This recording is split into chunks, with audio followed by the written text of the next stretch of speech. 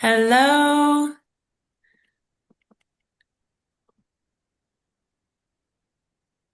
Hello, everyone. Welcome. Hello, hello. Good morning or good afternoon, good evening, wherever you are joining from. And happy, slightly belated International Women's Day.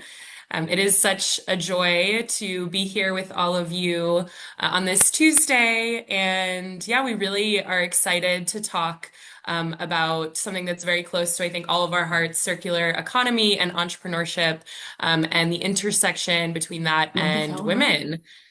Can Tu you lo hear stai me? facendo? Lo stai Yeah. facendo? Yeah, you can hear me? Okay, great. Yeah. And I think we're just waiting for the screen to load. Perfect. Okay. You can go ahead to the next slide.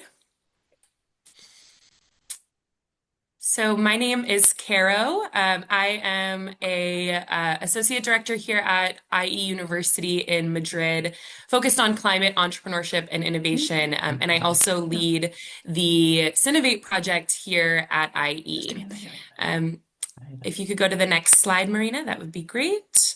We have many folks here today online, and we'll be going through several topics today related to women's entrepreneurship, circularity, and the green transition in Europe. So I'm really excited to introduce today's webinar and talk about something that sits at the intersection of two major priorities for Europe, the circular economy and women's entrepreneurship.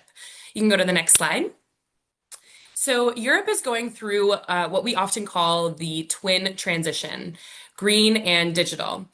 We want to become climate neutral, competitive, and resilient, but we can't do that if we're not using all of our talent.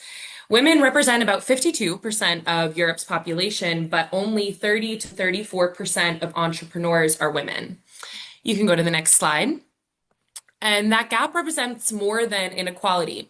It represents missed innovation, missed businesses, missed jobs, and missed growth. In fact, the EU estimates that if women aged 30 to 49 started businesses at the same rate as men, we'd have 5.5 million more women entrepreneurs in Europe. So just imagine what that could mean for our economy. You can go to the next slide. So let's connect this to the circular economy. Now, the circular economy isn't just about recycling, it's about redesigning how we produce and consume. It's about reducing dependence on imported raw materials, cutting waste, lowering emissions, and strengthening European industry. And studies suggest that a full circular transition could create hundreds of thousands of jobs by 2030 and mobilize hundreds of billions of euros in investment. So it's absolutely massive. But policies alone don't just make that happen. Entrepreneurs do. And circular entrepreneurs, we actually have one online today that we get to hear from, are the ones that are turning waste into new materials. They're designing products for reuse. They're building repair services, rental systems, remanufacturing models, and new local value chains. Next slide, please. And the economic case is very strong. Research shows that empowering women entrepreneurs could add around 250 billion in annual gross value by 2040 in major European economies. And globally, gender parity in entrepreneurship could generate $5 to $6 trillion in additional value. There's also the multiplier effect. So women-led businesses are significantly more likely to hire other women. You can go to the next slide. And here's something encouraging. The circular economy is actually already attracting more women than many other sectors. Around 30% of circular startups in Europe are co-founded by women. That's more than double the share of what we see in areas like deep tech and AI. So the circular economy isn't just a sustainability opportunity, it's also a gateway sector for women in Europe. You can go to the next slide.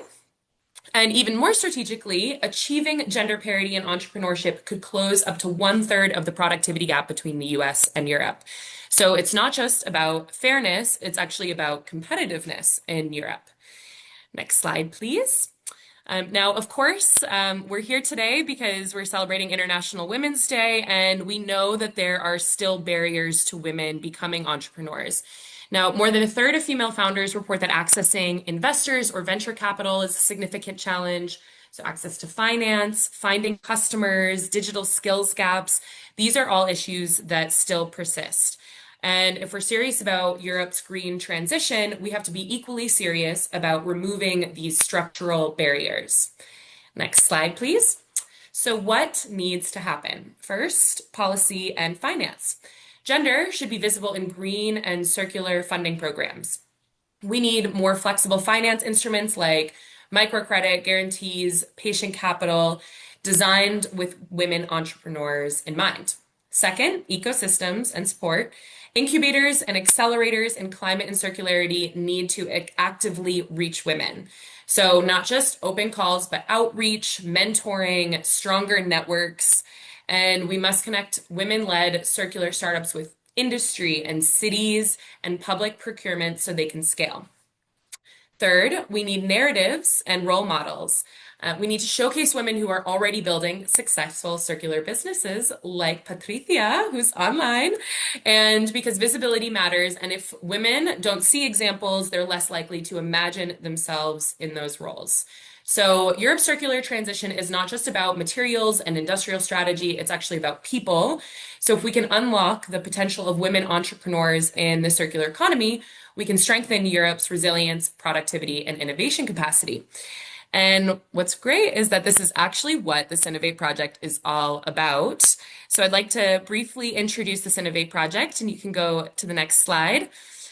So many of us today here are involved in this project, and it started back in early 2025.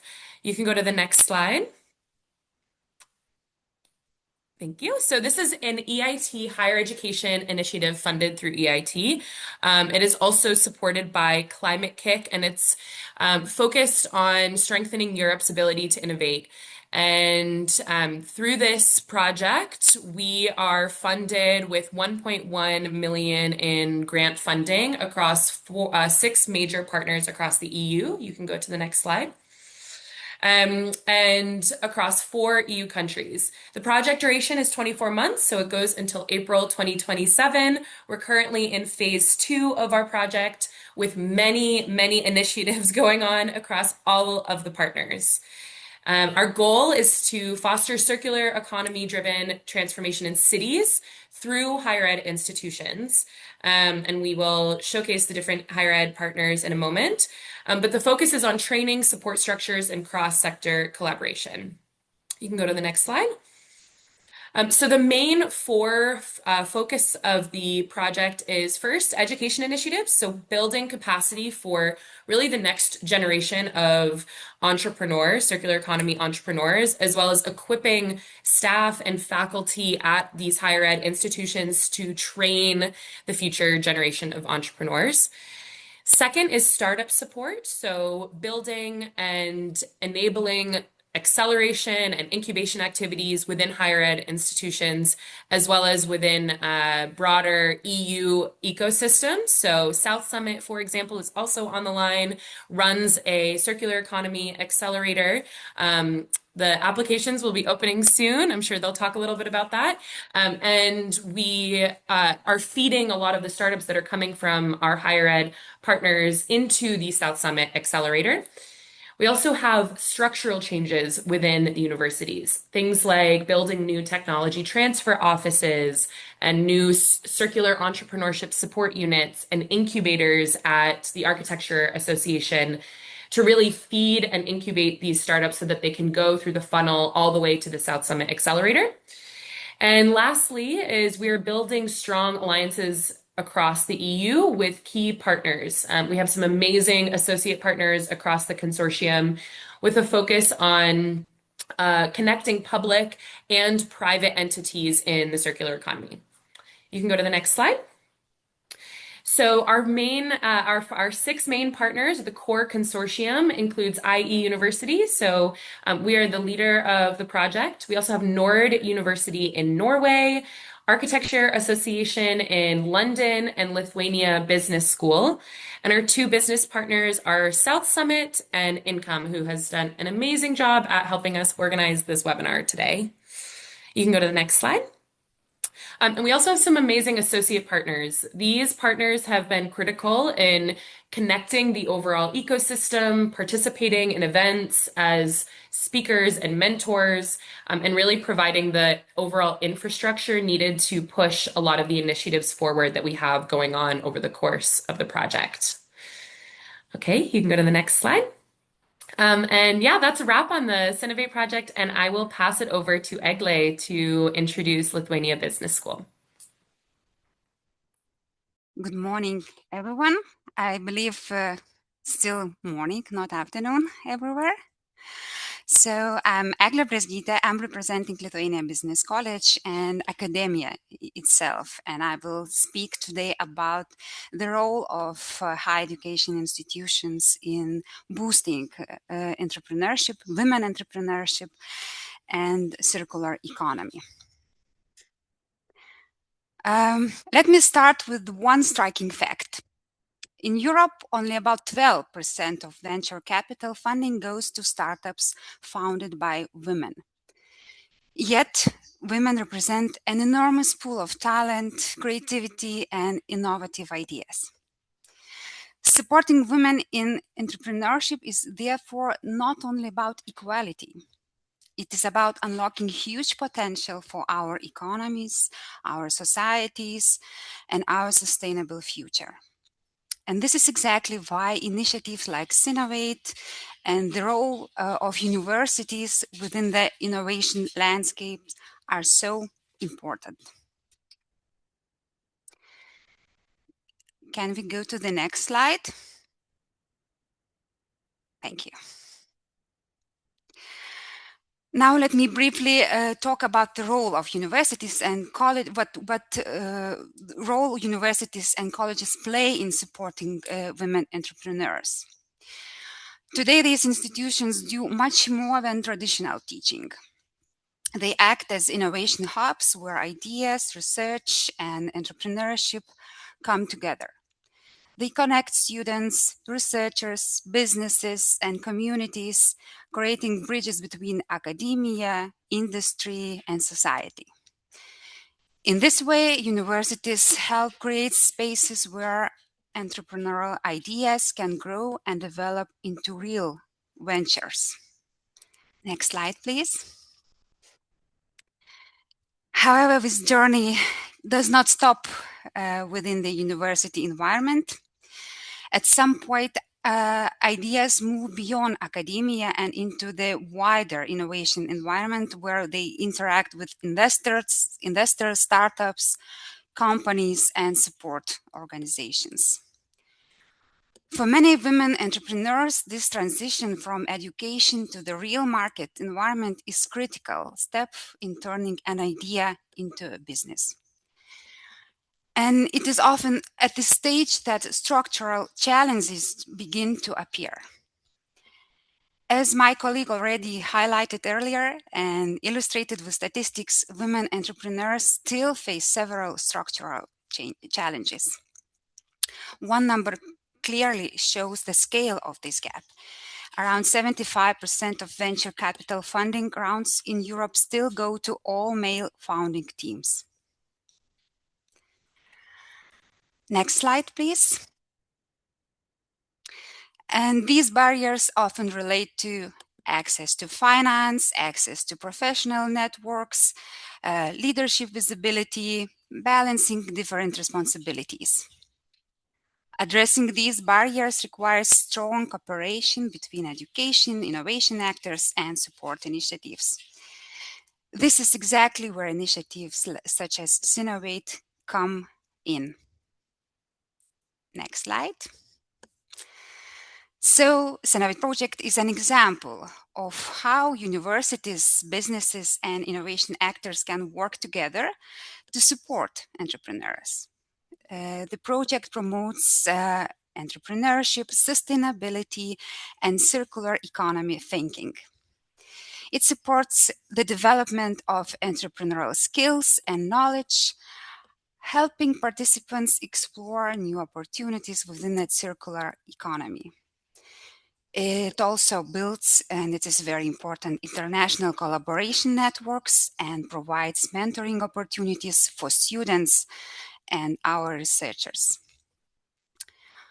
Through these activities, project contributes to more inclusive and supportive innovation environments. Next slide, please.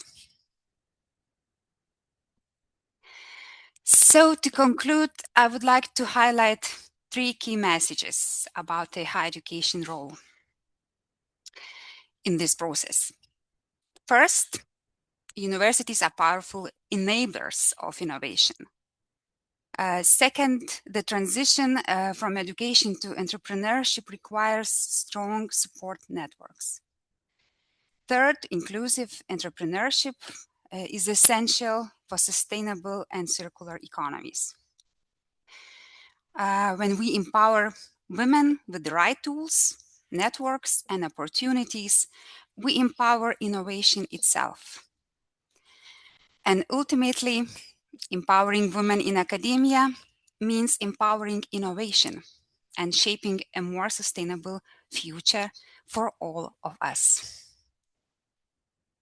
Next slide, and thank you very much. I will pass to my colleague from Klaipėda Business Women's Network, and it's Asta Anilionė. Thank you very much. Good morning, everyone, and thank you for the opportunity to speak today. My name is, as said, Asta Anilionė, and I represent the Lithuanian Women Business Network in Klaipėda region. And today I will briefly introduce our network and share a few insights about women in business in Lithuania, and try to explain how cooperation, mentoring, and international partnership help women start and grow their businesses. Next slide, please. Thank you. Entrepreneurship among women in Lithuania often begins very small. Currently, about 17% of women are engaged in some form of business activity, but most of them, around 13%, work through individual activity or small business certificate. And only 4% are owners or co-owners of companies. And most women entrepreneurs start in service sectors and micro businesses. But the challenge is not starting a business. In Lithuania, women start businesses at the same rate as men do. The real challenge here is growing and scaling the business. For example, 80% of women-led companies have fewer than 9 employees. And for example, mature businesses are still twice as common among men. And that shows that the support system are essential for women entrepreneurs. Next slide, please. But despite these challenges, we are seeing a very positive transformation. In 2024, women led about 24% of companies in Lithuania. And already in 2025, this number has grown up to 33%.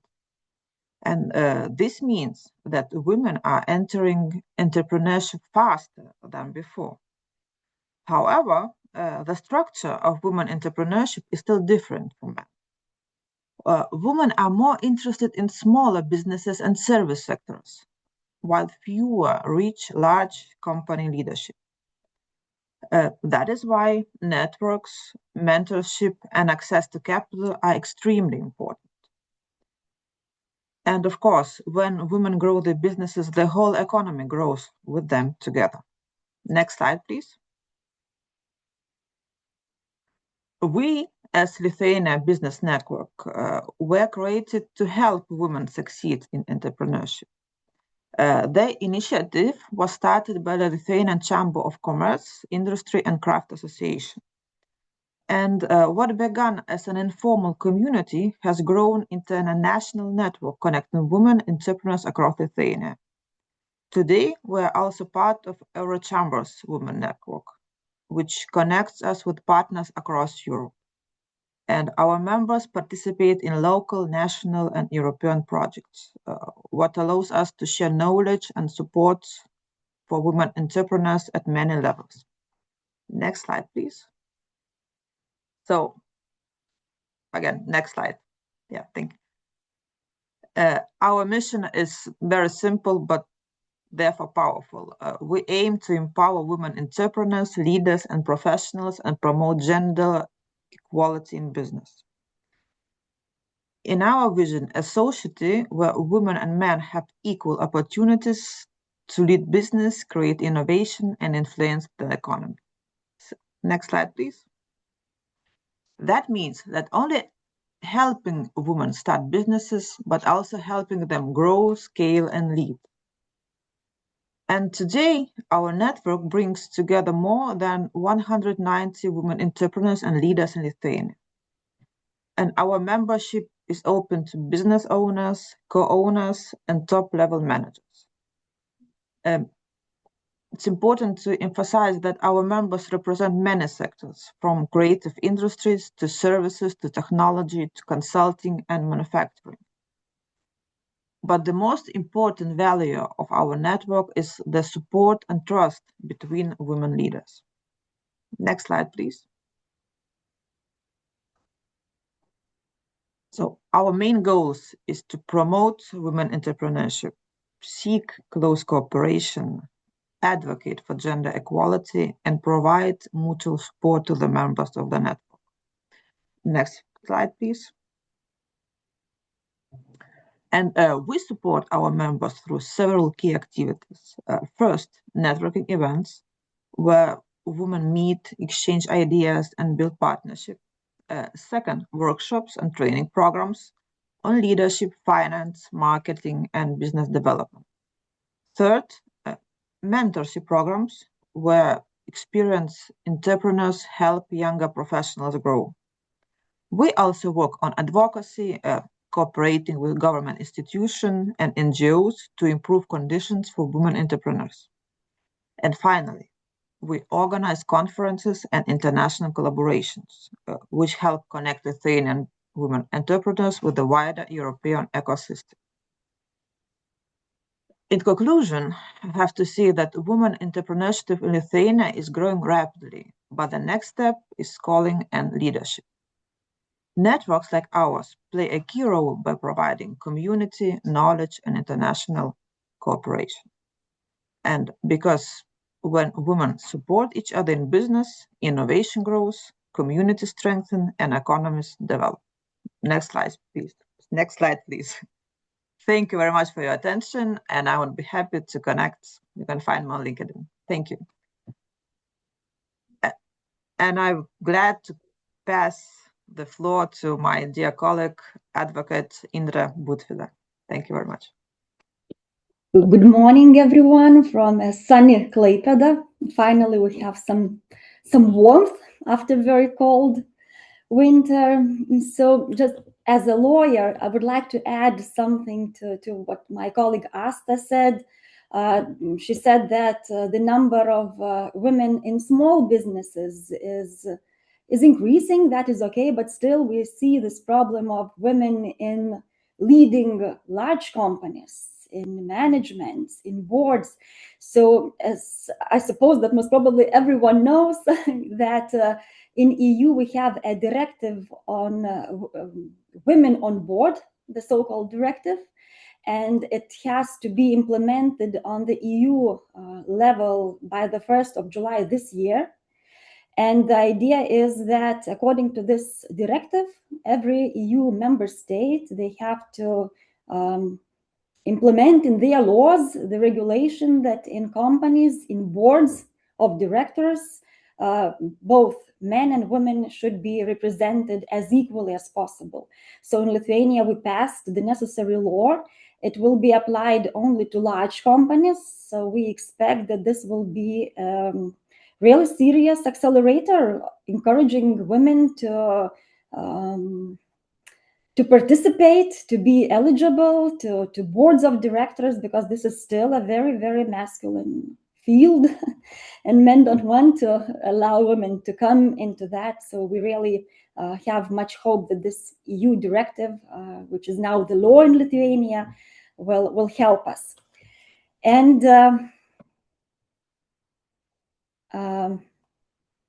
One moment. Actually, I would like to continue this theme of discrimination still of women, though the situation is getting better in our country. We have this office in Lithuania, which is called the Office of the Equal Opportunities Ombudsperson. And this office considers cases when some discrimination happens. So I checked for this, our conference, the most recent jurisprudence of our ombudsperson. And I would like to share some examples of how this discrimination happens and how our ombudsperson resolves them. By the way, this office, this is not a court. It's like investigation institution. It can impose penalties to those who discriminate, to the companies or governmental institutions. So it can impose penalties, but let's say for damages, adjudication of damages or something like that, anyway, court is needed. But anyway, ombudsperson tells whether this was a discrimination case or not. So in the most recent jurisprudence, so there were such cases, for you just to understand. There was this public bathhouse in one of our Lithuanian cities.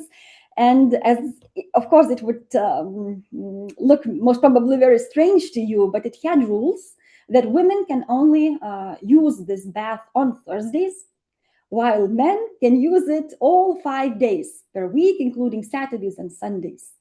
And of course, this woman, you know, she felt that her rights are infringed by such rules. So she applied to the ombudsperson, and the ombudsperson, of course, considered that this is not this cannot be tolerated. How can this be in Lithuania, that a public bathhouse has such rules which favors men? So the bathhouse had to change their rules to make sure that both women and men can, you know, use the bathhouse equally. So this was, for example, a case in 2024 that our ombudsperson had to consider. Another case was about a advertisement of services. There was this company operating in construction area, and they had this ad, a video where there was a woman on her knees in a very sexual pose, and she was laying some parquet or something on the floor like that. And at the end of the video, it was said that leave this pose to your dates while turn to professionals for your construction works. Can you imagine? Such an advertisement. So of course, there was some non-governmental organization that noticed it on Facebook, and they appealed to the ombudsperson, and the ombudsperson, of course, considered that this cannot be tolerated. This is a very sexist approach to women, and thanks God, the company, they removed this ad from all their social platforms, so it's no longer available. And they stopped that, but this cannot be tolerated. Another case, interesting case, strange case. We still don't know how it will be resolved, but this is the case of in our city, in Klaipėda. There was this transgender woman. You know, she had all the surgery, she had the documents that she is a woman, and she wanted to go to sunbathe in the women's beach in Klaipėda. But of course, women were not happy to see, you know, her beside, and they would not allow her to come. She would go to bay watches, but bay watches would also not allow her to go to this women's beach. So she applied to the ombudsperson, and the ombudsperson, they terminated investigation, but just because there was no evidence. This transgender woman, she didn't record these incidents. But anyway, Klaipėda municipality was asked to review their rules of access to public beaches to make sure that everyone has a possibility to use it.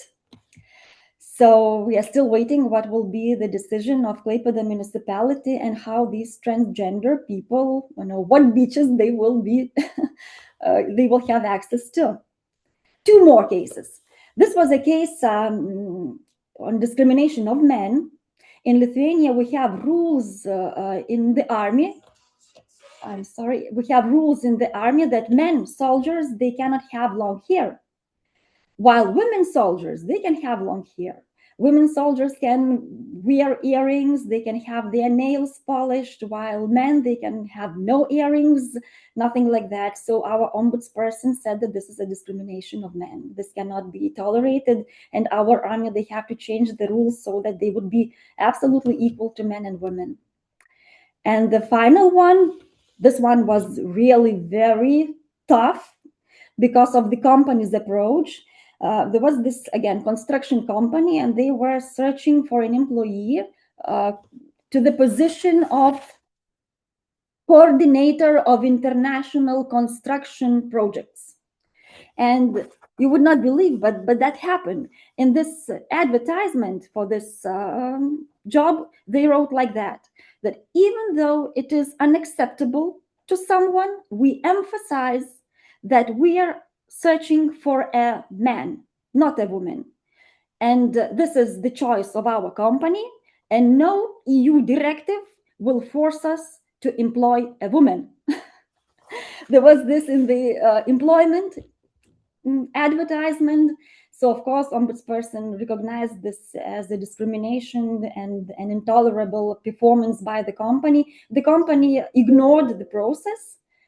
They did not submit their answers, explanations to the appeal, but this was a clear evidence of discrimination. Unfortunately, still such things happen. So we are still to work and to do our best to improve the situation of women in Lithuania and EU. So this is everything that I wanted to say today. Thank you very much for your attention.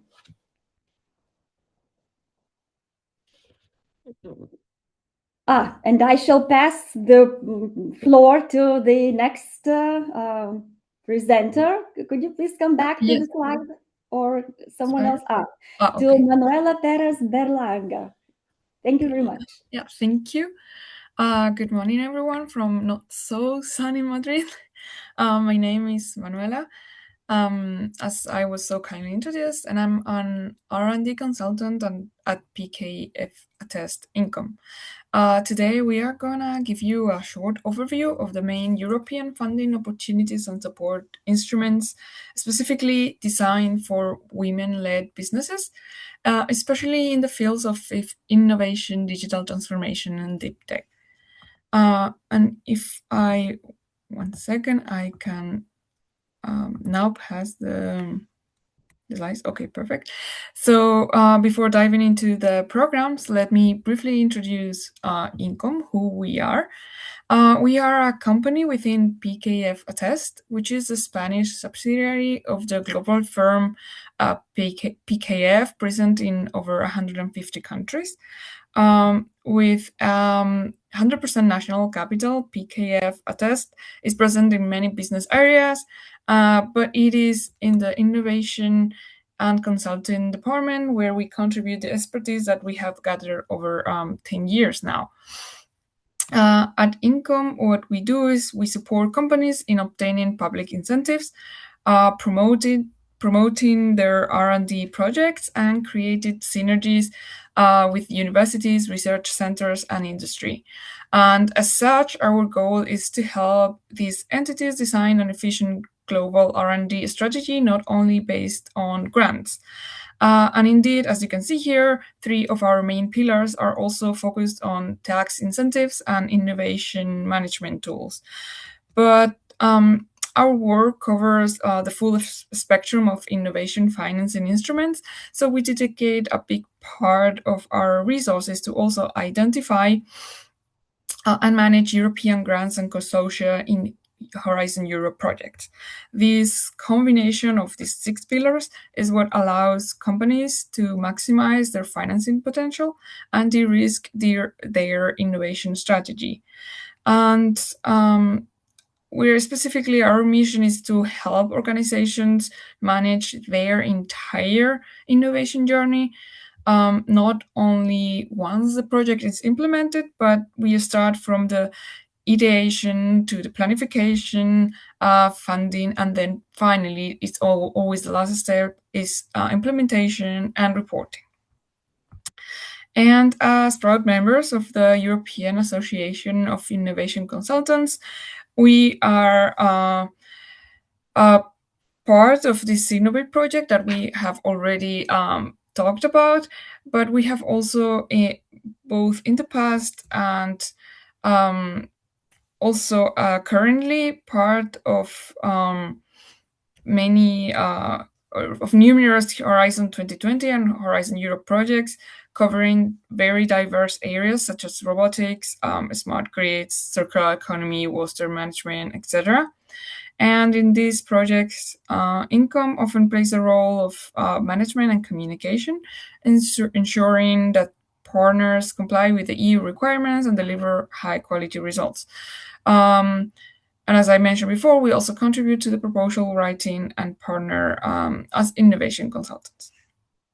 Now, moving to the main topic today that I wanted to talk about, it's EU support for women entrepreneurs. The first initiative that I wanted to talk about is the European Prize for Women Innovators, promoted by the European Innovation Council and the EIT. It awards 3 prizes ranging from 50 to 100K to women who have founded successful innovative companies with strong economic and societal impact. The eligibility is very simple. It has to be a woman founder or a co-founder. The company is registered in an EU or Horizon Europe associated country, and it has to have demonstrated innovation with market impact. Beyond the financial reward, this prize provides, visibility and recognition to essential components for scaling innovative companies. Another excellent opportunity is Open Horizons, an initiative targeting women-led digital or deep tech startups. It offers I think it's okay. It moved too fast. Okay, yeah. It offers 55,000 euros in grants, as well as mentoring and corporate collaborations over a period of 6 months. Eligibility focuses in this case on early stage SMEs led by a woman in a top management role with limited previous equity raised. It is ideal for founders who need early market validation, network access, and strategic guidances to grow. The next incentive I wanted to talk about is Women Tech EU, which has last year in 2025 finished their first round, but it has announced to open a new round of 4 more years. So we are expecting a new call in the foreseeable future. Women Tech EU is one of the flagship EU initiatives for women in deep tech. It supports early stage startups with 75,000 euros if they have not changed it, as well as business coaching and mentoring for a period of 2 years. Eligibility requires a woman founder or CEO. We have a main focus in deep tech and being based, of course, in the European Union or a Horizon Europe country. This program aims at closing the gender gaps in deep tech, by entrepreneurship, but providing both financial and strategic support. And lastly, I also wanted to highlight the EIT programs for women entrepreneurs, which are actually not giving financial support, but they are actually offering a very broad spectrum of trainings. The EIT community offers these training and acceleration programs for women entrepreneurs across the whole of Europe, with a duration between 3 and 6 months. And they combine entrepreneurial training, mentoring, access to EIT innovation ecosystems, and networking with investors and other corporates. These programs are open in general to women across all stages, idea stage, early stage startup, or scale up. And there are even programs for young females or even girls that are still in high school to try and bridge the gap between the education and entrepreneurship. And I wanted to highlight 4 of these training programs that you might find interesting. And they are the specific tracks are for women in STEM venture capital pathways. They are designed for women with a STEM degree who want to enter venture capital sector without any previous experience required. There are also skills and networking programs for women researchers that support female researchers who are transitional from academia to entrepreneurship. And finally, also, they provide expansion support for women-led startups that help women-led companies enter new European markets. These initiatives strengthen the representation of women in general, not only as entrepreneurs, but also as investors and ecosystem leaders. And finally, I wanted to highlight the Marie Sklodowska-Curie actions, which are not per se women exclusive, but include strong gender equality measures. They fund up to 4 million euro projects for both pre- and postdoctoral programs, supporting mobility, training, and high-quality research careers. These actions have robust policies promoting gender balance in research teams, equal pay, parent and family support measures, and also career progression for women researchers, which is very important to bridge that gap that we have been mentioning. They are truly an excellent opportunity for institutions and researchers aiming to build international scientific careers. And to conclude, and before giving the floor to Andrea, I just wanted to mention that Europe really offers a wide range of funding, mentoring, training, and visibility mechanisms, specifically aimed at empowering women in innovation, entrepreneurship, and research. And whether you're starting a deep tech company, transitioning from research to business, or leading already a small startup that wants to grow internationally, there is most likely a program that fits your needs, and we are happy to take any questions or answer any doubts that you might have. Thank you very much for your attention, and the floor is yours, Andrea. Hi, thank you so much, Manuela, and thank you so much for having me today. I'm going to talk to you a bit about ecosystem opportunities, how to build your network, and how you can utilize this to better position yourself in the ecosystem as a founder of in any role you're having. Just for context, I'm the International Program Manager at CinnovatE. And can we go to the next slide, please? Thank you. So as you know, CinnovatE, we are an connector platform. We have been connecting founders with investors and corporations for the past 15 years. It's actually our 15th anniversary. We are across the globe. We have our flagship event here in Spain, but we're also in Brazil. It's happening in 2 weeks. Part of the team is already there. And we have another one in South Korea. So we are very keen on connecting the global ecosystem and creating opportunities for founders, and especially giving value to the power of having a network that can open doors for you. And first, I just want to give you some practical pathways of how you can utilize CinnovatE or other types of events. So most concretely, what we do at CinnovatE, we see it as your connection engine. And we just don't want to provide knowledge. We want to provide leads. We want to provide a chance for everyone to create what we call convergence, which is actually our claim for 2026, is creating this space for growth based on knowledge and opportunity. And if you go to CinnovatE, you have many ways to achieve that. And you can reach out to me, for example. I will be more than happy to help, or anybody on our team.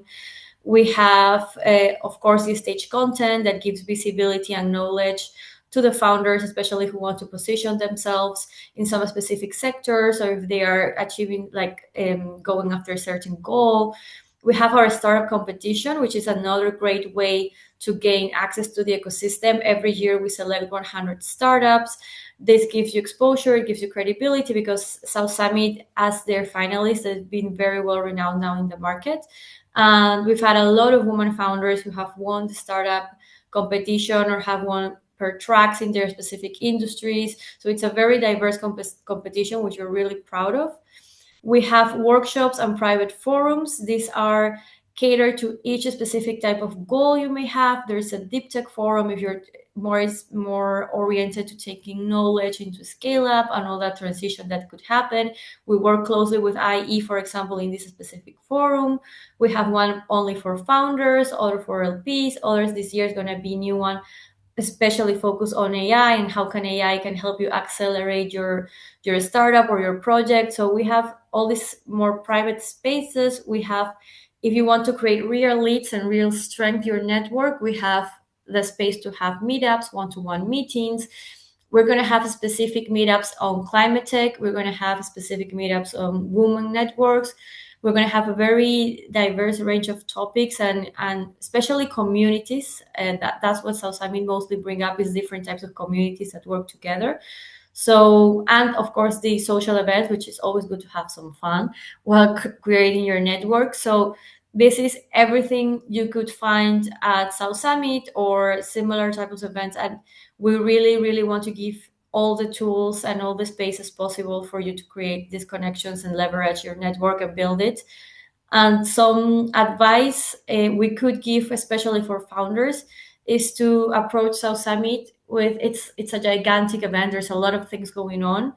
Like even for us that we organize it, we don't have notion of everything that's happening on in parallel. So the first advice we would give is to have a clear value proposition. What do you expect to get from South Summit? Is either visibility, is it generating leads, if it's creating a network, if it's positioning yourself in some specific sector. Like, go with a clear value proposition, have a very specific goal, have your story clear, your pitch clear, always go with an intention and plan your journey in advance.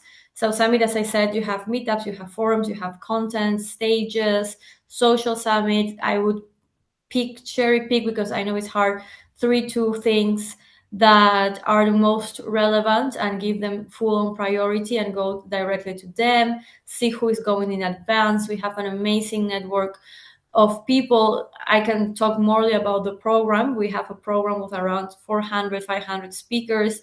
In this program, 40% are women, and they're amazing founders, women in VC. So just have them located in advance, so it's easier to connect and you don't get lost in all the rush of the 3 days of the event.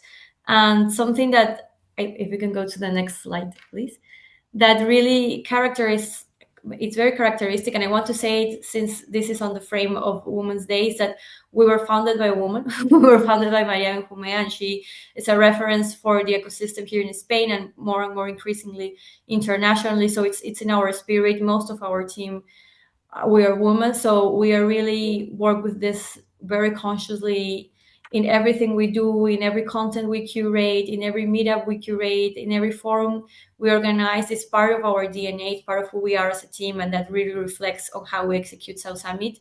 And just to end, yes, we have a Circular Economy Accelerator program coming, as Caroline mentioned. And of course, we're going to have other opportunities to go more in detail with that.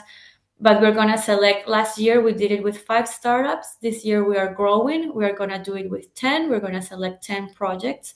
And what we do is these 10 projects get full support from South Summit, and we give them the theory part of support. They get special master classes, workshops with top people from our network that are experts on the field. And then they get the full opportunity in South Summit to participate on everything that I mentioned before, on the stage, on the meetups, on the competition, and get the full experience in the practical and theoretical way. So I'm sure that we will be able to share more news and more information on the selection process and everything coming soon.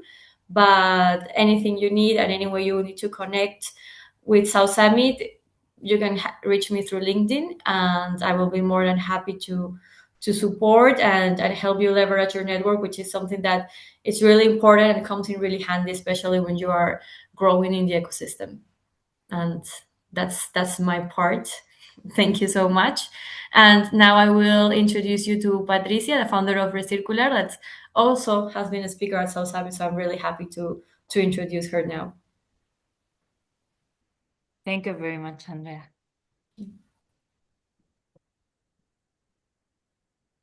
Caro? To see you again in this segment. Patricia and I will have a bit of a chat, Q&A about your business. Patricia and I actually had the chance to meet at Web Summit last year and talked a lot about what you're doing at Recircular. So just to get started, would love for you to introduce maybe in 1 or 2 sentences, what does Recircular do and what does circularity look like in your day-to-day work? Awesome. Thanks for having me here and on this very special webinar today, celebrating women entrepreneurship and circular economy. It's a pleasure to be able to tell you a little bit more about Recircular. Recircular is a B2B marketplace where we match industrial waste and used assets and materials from companies with using AI with other companies that can reuse or recycle them, so that we extend the life of the products, we make use of things that are just sitting there and that no one is using anymore, and we generate environmental, social, and economic benefits for both sides. So that's how circularity looks like for us, extending the life and the use of products that are not being used, focusing a lot on the reuse side of things in an industrial and business world, which is maybe not that usual and something that we really want to promote. And then if that's not possible, then giving the right recycling and treatment option to the waste that companies generate, so that we help them introduce themselves in circularity, and even to really small companies that don't have easy access to it, or big environmental teams, for example, that can support them in that journey. Okay, amazing. Thank you for the introduction. So, what was the hardest part of making circularity commercially viable when you first started your journey at Recircular? I think there are so many bottlenecks and so many difficult areas within circularity right now. But in our case, we are a marketplace, so we need both supply and demand, and matching that side is difficult.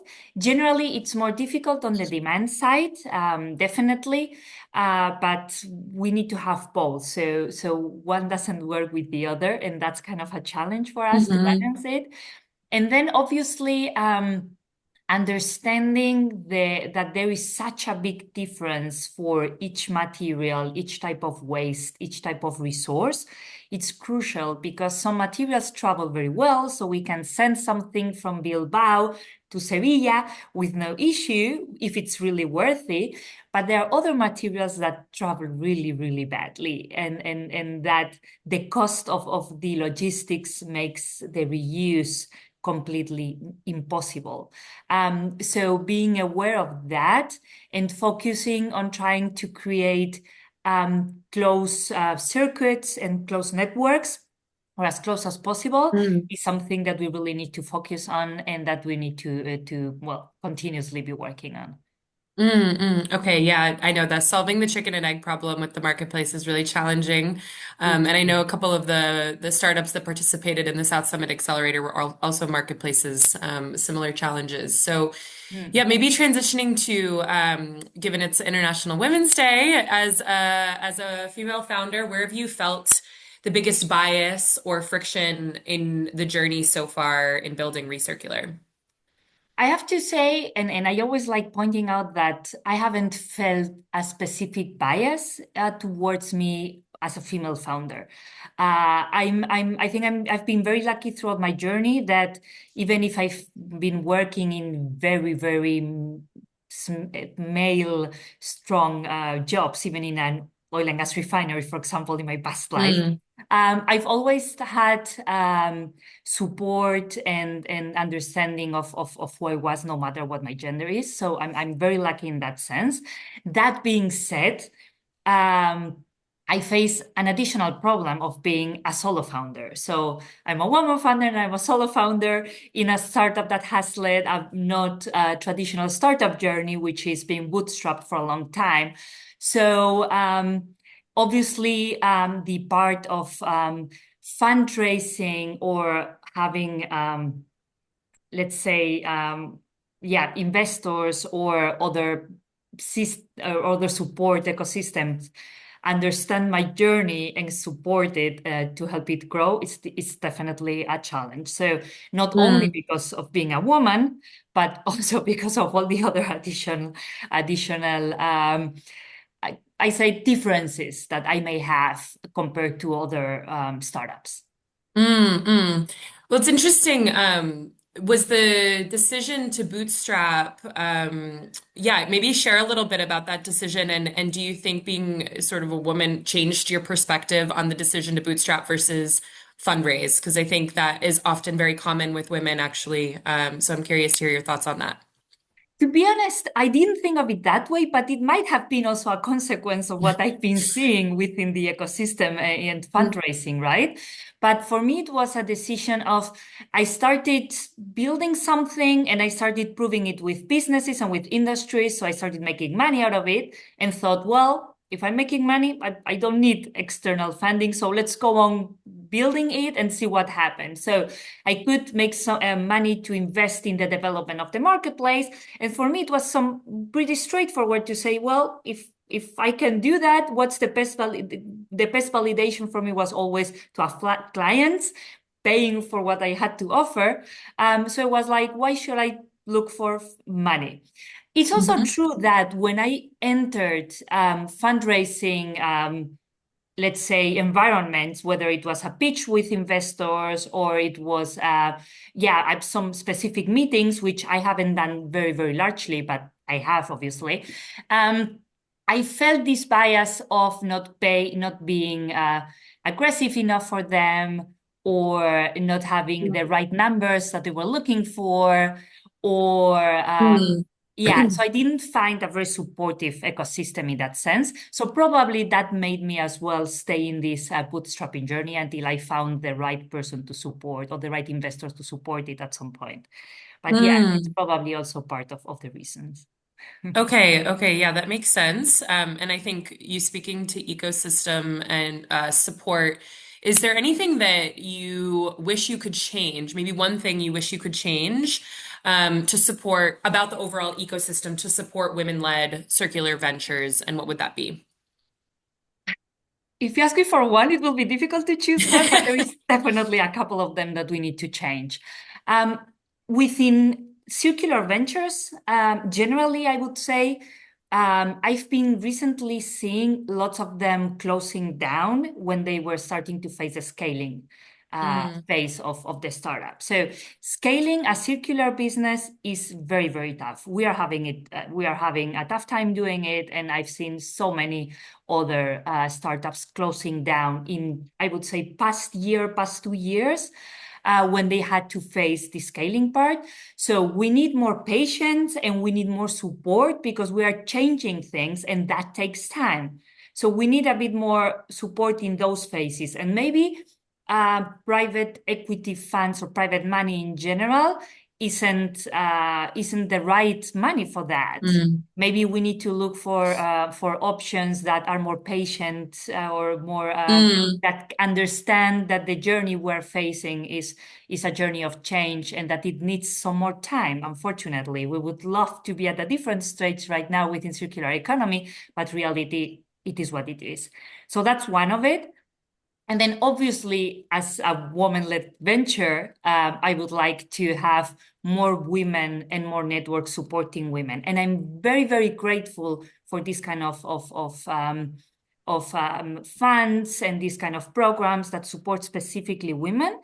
And I still think that is necessary, and that is still a reality that we need. So we need more women investors, and we need more networks supporting women, because the reality and the numbers speak by themselves. We are underfunded, and that's true. And without that scaling, it's tougher. Right. It's getting better, but there's still a long way to go. Yeah. And also, Caroline, I would like to, sorry, just, I know you said one, but I like to say that as well, that we need to understand, and this startup world is very, something works and everyone wants to replicate that. And I understand it perfectly, but I want to point out again that we need to understand different journeys within different systems and different sectors. And the same way that we understand that science and research needs some time, then we need to understand that circularity needs some time. And we also need to open a bit more the how we understand success probably as a startup, and support different journeys in that area. And I think that a more diverse startup world can also be positive in that sense. So I also think that we don't need to have all of us the same journey, and that accepting that as a startup ecosystem is also important to be able to grow in different sectors. Absolutely. Yes. Completely agree with that. And yeah, I mean, I think in circularity, you're often rethinking ways of doing things, and it's ultimately that takes time and patience with the overall ecosystem supporting and enabling that, especially when you get to scaling. So the last question is just if you have any practical advice for our listeners today, if they are entrepreneurs trying to build their own circular ventures and want to scale in the next year. I think the biggest advice that I can give is that prepare for a marathon and not for a sprint. You have to be ready and be resilient, and understand that the journey is generally not quick. You need to prepare for this marathon little by little, keep working and keep digging and keep going on. Because if you prepare for a sprint and things don't happen as quick as you want, then it's generally a recipe for failure. So just keep working on it. Don't worry, just keep going on, and hopefully you'll get there. Yeah, and that's a testament to what you've done as well. I know you've been very resilient in your journey. And it's incredible what you're doing with Recircular. I've really enjoyed learning about what you've been doing. Everyone here should definitely follow along on LinkedIn. And yeah, I know that I think we're just at time. Correct me if I'm wrong, Marina. But we did have a short section on Q&A if anyone wanted to ask any questions to Patricia about Recircular or any of the other folks that spoke today before we conclude. And if there's any final thoughts as well from our participants, you're welcome to share as well.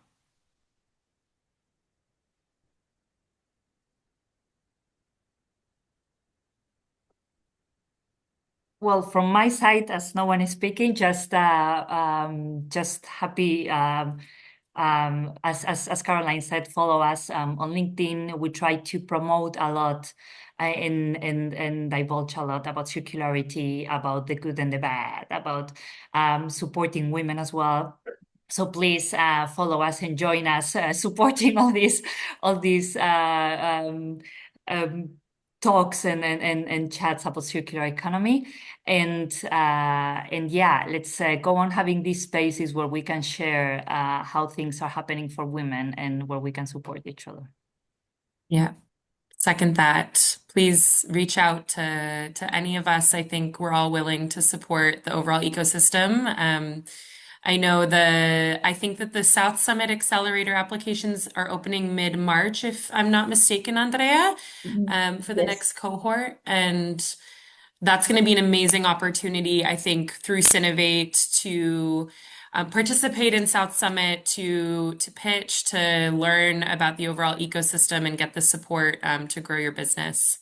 Yes, and also just to add to that, it's a great model to get a tailored experience of what you can experience at South Summit, because most of as I was saying, the theoretical part where you get to do the classes and the workshops, most of the people who conduct them are very close to our ecosystem. So they are our top speakers or our top MCs who are also experts in coaching startups. So it's a very tailored experience that benefits from both South Summit and also all the knowledge that it's taken to the event.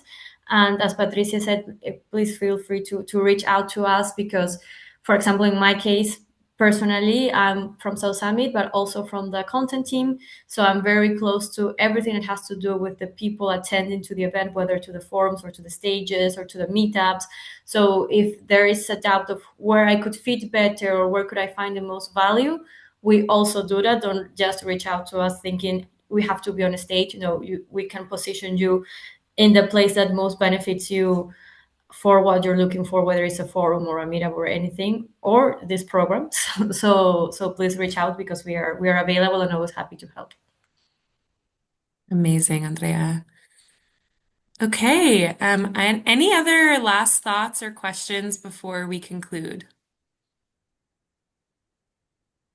I just want to say that I really inspired these amazing women I've been talking today, and it really gave a lot of ideas, a lot of thoughts and inspiration.